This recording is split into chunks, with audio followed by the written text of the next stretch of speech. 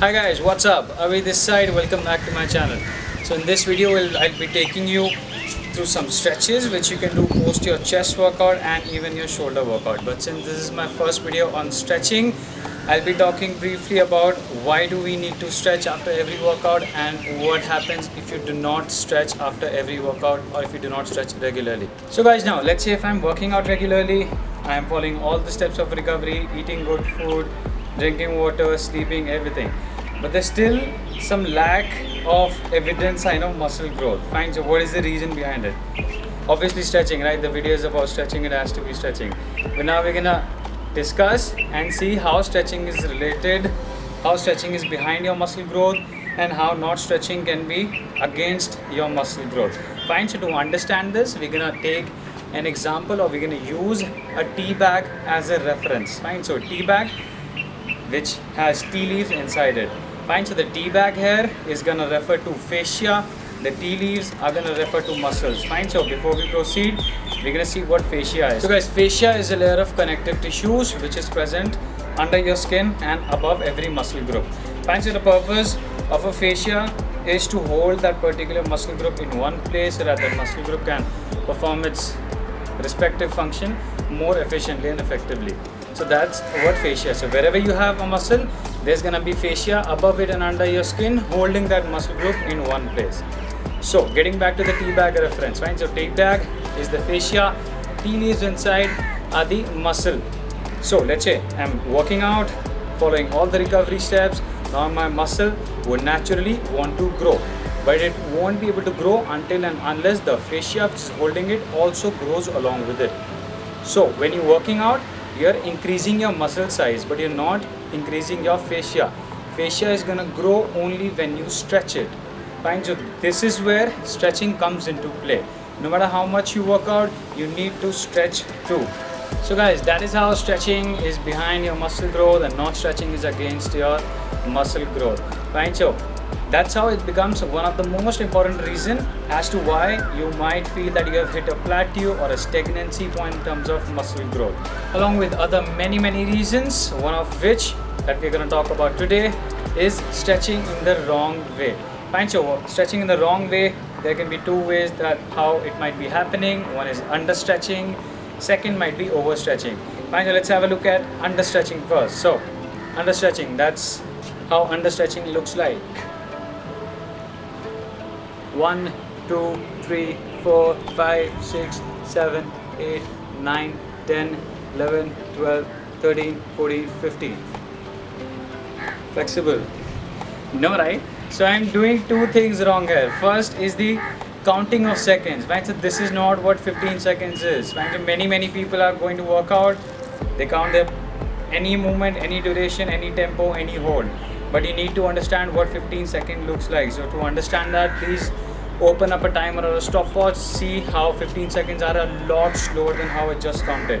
Next thing is the duration of a stretch. Right? So this is one of the most important thing and the most missed thing that happens in our workout. So second thing is the duration of the hold here.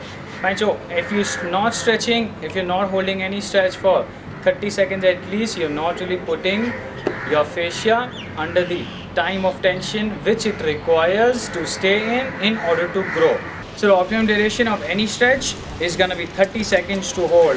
Make sure you're not missing out on this point, you're not doing anything which is going to result into understretching. Otherwise the entire point of the stretch is going to go to waste.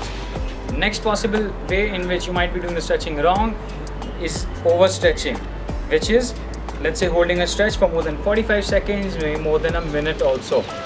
So guys, there's a very subtle difference between a post-workout stretch or a cool down or a passive stretch and yoga. Fine, so when you hold a stretch for way too long, you're entering into the yoga phase. So please understand, in a yoga session, the point of a yoga session is to attain flexibility, to be able to perform multiple poses within that session while your body is warmed up, which is the complete opposite of what the purpose of a post-workout stretch is. So the purpose of a post-workout stretch is to cool down your body, get your heart rate down, hold your fascia under tension so that it grows. The duration for that is 30 seconds. So make sure you're not overstretching also. So guys, in terms of benefits of stretching, there's gonna be a lot of blood circulation, a lot of blood flow when you stretch, which is gonna result into a faster recovery. Fine. So some benefits that happens: no more tight muscle. Fine. So there is no more tight muscle. You will be having a better range of motion and you'll be able to utilize your muscle group in a better way, which is gonna result into good posture. Since your muscles are no more tight, you would be able to perform any movement with a better posture. When you do any movement with a better posture, you will be having lesser injuries now. So guys, make sure you're not missing out stretching at the most appropriate time, which is right after your workout, right when you don't want to stretch, meaning right when your body is pumped. Fine. So when your body is pumped, that's the best time when your muscles are wanting to grow, and that's the best time to put your fascia under stress so that it can grow too, and of course lead to a better muscle growth.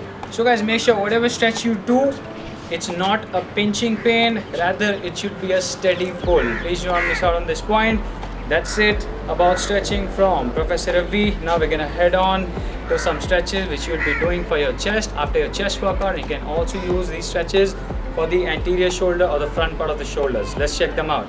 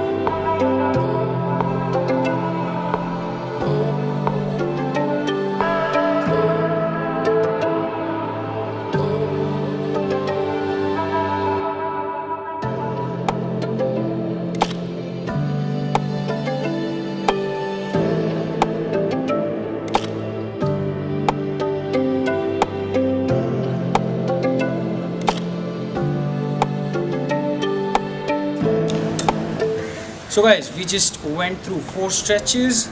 Make sure you're not compromising on the duration of the hold, not less than even a second, less than 25 seconds, otherwise the entire point of the stretching is gonna go to waste.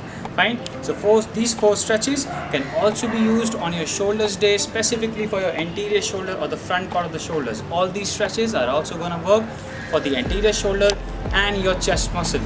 Until then, see you guys soon. Make sure you're not missing out on stretching. Bye bye.